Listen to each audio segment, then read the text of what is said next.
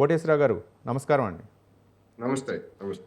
కోటేశ్వరరావు చెప్పండి. గారు అంటే సుప్రీంకోర్టు కొన్ని కీలకమైనటువంటి వ్యాఖ్యలు చేసింది. ప్రార్థనా మందిరాల చట్టం 1001పై అంటే ఈ చట్టం ప్రకారం కొన్ని కేసులు అయితే మాత్రం దరఖాస్తులు వెల్లువెత్తుతున్నాయి. దీనిపై అయితే మాత్రం ఇక చాలు ఇక దరఖాస్తులు వీటిపై అయితే విచారించే ప్రసక్తి లేదు. ఇప్పటికి వచ్చిన దరఖాస్తులే చాలా ఎక్కువగా అన్నట్టుగా జస్టిస్ సంజీవ్ ఖన్నా నేతృత్వంలోని ధర్మాసనం అయితే మాత్రం కొంచెం కొన్ని ఆసక్తికరమైన వ్యాఖ్యలు చేసి ఏ విధంగా చూడొచ్చు అంటారు? ఇప్పుడు సుప్రీంకోర్టు న్యాయమూర్తులు చేసేటువంటి వ్యాఖ్యలు 2 రకాలు. ఒకటి కేసులకు సంబంధించినటువంటి మంచి చెడ్ల మీద అయితే అవేవి రికార్డులకు ఎక్కవు లేదా వాటి ప్రభావం తీర్పుల మీద ఉండదు. రెండోది ఒక విధానపరమైనటువంటి నిర్ణయాలకు సంబంధించినటువంటిది.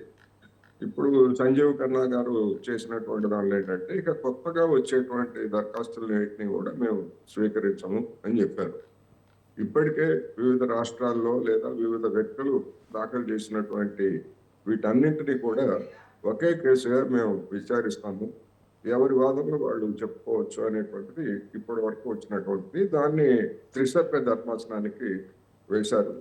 ఒకవేళ త్రిసభ్య ధర్మాసనమే కాదు, తర్వాత ఇంకా విస్తృత ధర్మాసనానికి కూడా వేసిన ఆశ్చర్యం లేదనేది నా అభిప్రాయం. అయితే వేస్తారా లేదా అనేటువంటిది మనం చూడాల్సి ఉంది.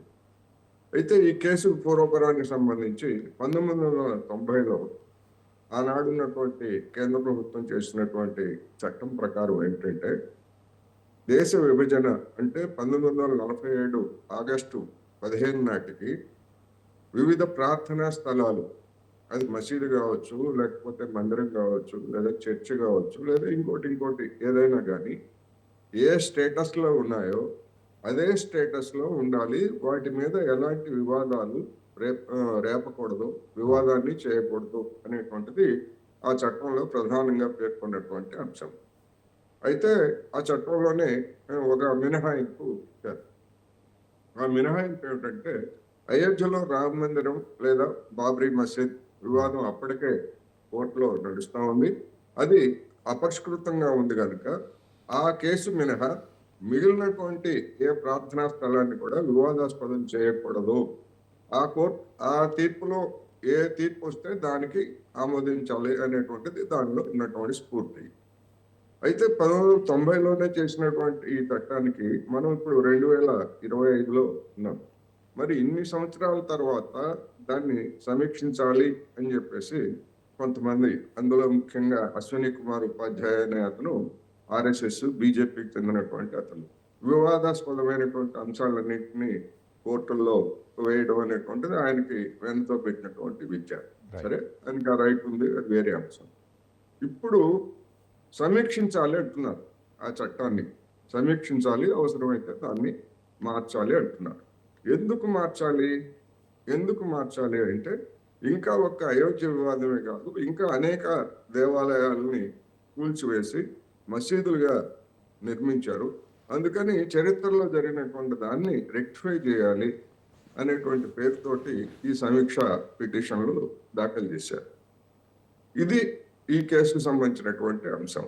అయితే ఇటీవల కొన్ని కోర్టులు, ఉత్తరప్రదేశ్లో కావచ్చు లేదా మరొక చోట కావచ్చు, కొన్ని కోర్టులు ఈ 1990 చట్ట స్ఫూర్తిని దిగజార్చుతూ దానికి వక్రభాష్యాలు కల్పిస్తూ సర్వేలు చేస్తే తప్పేంటి, గతంలో ఏం జరిగిందో లేదా ఇప్పుడు ఏం జరిగిందో తెలుసుకుంటే తప్పేంటి అనేటువంటి పేరుతోటి మసీదులుగా ఉన్నటువంటి వాటికి సంబంధించి సర్వేలు చేయాలని చెప్పేసి ఆదేశాలు ఇవ్వడం అనేటువంటిది ఇటీవల కొత్తగా, అంటే ఒక చట్టాన్ని ఎలా వక్రీకరించవచ్చో, ఎలా స్వార్థ ప్రయోజనాలకి లేదా మతపరమైనటువంటి భావోద్వేగాలని రెచ్చగొట్టడానికి వినియోగించుకోవచ్చో మన న్యాయ వ్యవస్థలో ఉన్నటువంటి కొందరు న్యాయమూర్తుల యొక్క తెలివితేటలకి నిదర్శనం.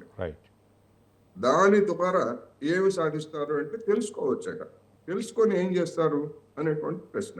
తెలుసుకోవచ్చు అనేటువంటిది చెప్పేటువంటి ఒక సాగు తప్ప వివాదాన్ని సృష్టించి పెట్టడం, ఆ వివాదం అట్లా రావణ కాష్టంలాగా సాగుతూ ఉంటుంది. ఒకళ్ళు మసీదు అని కాదు, ఒకళ్ళు మసీదును మందిరాన్ని కూల్చివేసి మసీదు కట్టారని చెప్పేసి ఇక జనం తన్నుకుంటూ ఉండాలి సంవత్సరాల తరబడి, దశాబ్దాల తరబడి. ఇది ఈ దేశంలో కొంతమంది కోరుకుంటున్నటువంటి పరిస్థితి. ఒకవేళ అదే కనుక ప్రాతిపదిక అయ్యేట్లయితే అదే కనుక ప్రాతిపదిక అయ్యేట్లయితే తిరుపతిలో ఉన్నటువంటి బాలాజీ దేవాలయం లేదా బాలాజీ విగ్రహం కూడా అది బుద్ధుడిది, అది బౌద్ధ కేంద్రం అనేటువంటిది ఇటీవలనే రాసినటువంటి ఒక పుస్తకం, అంటే పుస్తకం ఎప్పుడో రాశారు, దాని మీద వివాదం చెలరేగినటువంటిది తెలిసిందే. అదేవిధంగా అనేక బౌద్ధ కేంద్రాలని మార్చివేసి హిందూ దేవాలయాలుగా మార్చారు అనేటువంటిది కూడా ఉన్నది. మరి ఎవరైనా అటువంటి వాటి మీద కూడా విచారణ జరిపి పురావస్తు శాఖ ద్వారా అవన్నీ సర్వేలు చేయించి వాస్తవాలు తెలియజేయాలని కనుక అనేట్లయితే ఇది ఎక్కడికి పోతుంది? రైట్. మధ్యకాల నాటికి పోతుంది. భారతదేశ ప్రతిష్ట కావచ్చు, లేదా అసలు ఈ భారతదేశంలో ఈ మతాల పేరుతోటి కుమ్ములాటలకే దారితీసేటువంటి అవకాశం ఉంది. అందువలన దీనికి సుప్రీంకోర్టు ఇలాంటి వాటికి కొత్తగా మేము దరఖాస్తులు తీసుకోము అని చెప్పడం మంచిదే, కానీ దీనికి ఒక ముగింపు పలకాల్సినటువంటి అవసరం ఉన్నది. మరి ఆ విధంగా చేస్తారా లేదా అనేటువంటి చూడాలి. వీళ్ళు ఎందుకని రివ్యూ కోరుతున్నారు అంటే ఆర్టికల్ 370 దాన్నే రాజ్యాంగంలో ఉన్నటువంటి మౌలికమైనటువంటి దాన్నే మార్చే హక్కు పార్లమెంట్కు ఉన్నది. ఆ పార్లమెంట్కు ఆ విధంగా మార్చారు. ఇట్లాగా అనేక మారుస్తున్నారు కనుక గతంలో తీర్పులు, షాబానా కేసు తీర్పును కూడా కేంద్ర ప్రభుత్వము రద్దు చేసి ఒక కొత్త చట్టాన్ని తెచ్చింది. అదేవిధంగా ఇప్పుడు సుప్రీంకోర్టులో ఈ ప్రార్థనా స్థలాల చట్టాన్ని కూడా అవసరమైతే మార్చి పార్లమెంటు చట్టం చేయాలనేటువంటి డిమాండ్ కూడా ఉన్నది. కానీ అటువంటి పనే కనుక చేసేట్లయితే గతంలో షాబాను కేసుని బీజేపీ పెద్దలు, ఆర్ఎస్ఎస్ పెద్దలు ఎట్లాగైతే సంతుష్టీకరణ పేరుతోటి రాజకీయంగా వినియోగించుకున్నారు, ఇప్పుడు వీళ్ళు అలాంటి పని కనుక చేసేట్లయితే పార్లమెంట్లో ఉన్నటువంటి బలాన్ని ఉపయోగించుకొని వీళ్ళు కూడా మెజారిటీ హిందువులను సంతుష్టీకరించేందుకు ఇలాంటి ఓటు బ్యాంక్ రాజకీయాలకు పాల్పడుతున్నారనేటువంటి విమర్శల్ని ఎదుర్కొనే అవకాశం ఉంది. అందుకని ఆ పని వాళ్ళు చేయకుండా కోర్టుల ద్వారా చేయడానికి ఏమన్నా వీలవుతుందేమో అనే పేరుతోటి ఈ మార్గంలో వెళ్ళారు. అందుకని కోర్టులు, న్యాయమూర్తులు లేదా సుప్రీంకోర్టు న్యాయ వ్యవస్థ దీనికి ముగింపు పలకాల్సినటువంటి అవసరం ఉన్నది. మరి గతంలో తానిచ్చినటువంటి తీర్పునే దాన్ని సవాల్ చేస్తూ, లేకపోతే దాన్ని చెల్లదు అని చెప్పేసి ఇప్పుడు కోర్టు చెప్తుందా అనేటువంటిది పెద్ద ప్రశ్న. ఏం జరుగుతుంది ఏమిటనేటువంటిది మనం చూడాల్సి ఉంటుంది.